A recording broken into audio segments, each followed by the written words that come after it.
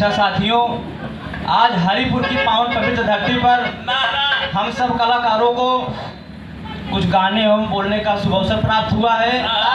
मैं इस मंच के माध्यम से आए हुए बिरहा श्रोता प्रेमी एवं तमाम ग्राम के समस्त सम्मानित साथी, मैं सबका हार्दिक स्वागत एवं अभिनंदन करता हूं।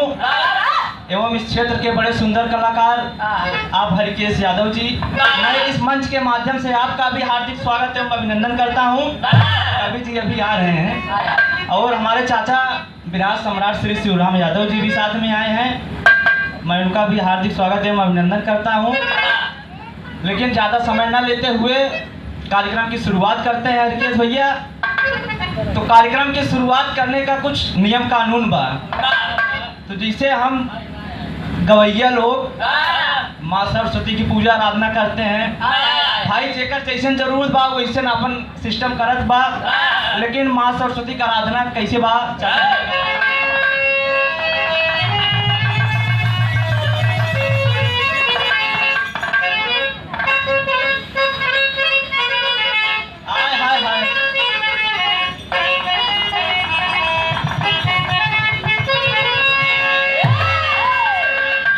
पुरान बा हरिकेश भैया, लेकिन एक कशिश बड़ी नहीं बा।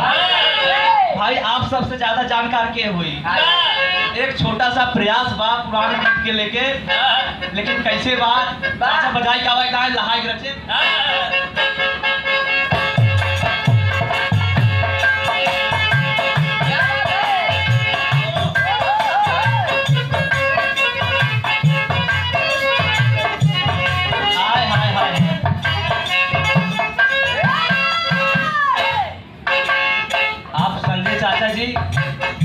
गजब के गीत का संकेत किया, जमाने के गीत है, शायद है कि जब के गीत है हम सब नहीं जानते होंगे, लेकिन क्या भाव है चाचा।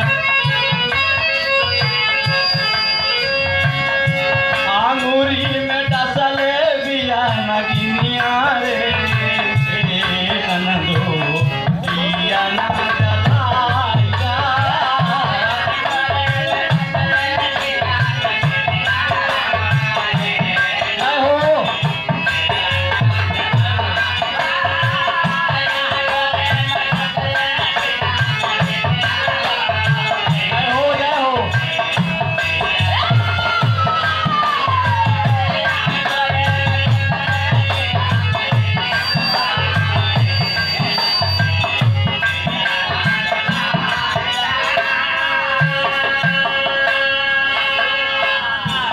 भौजाई के बीच कशिश होत बा।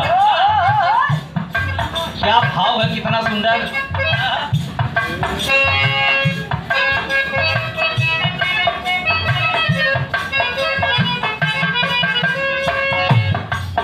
वो भौजाई और ननद से कहा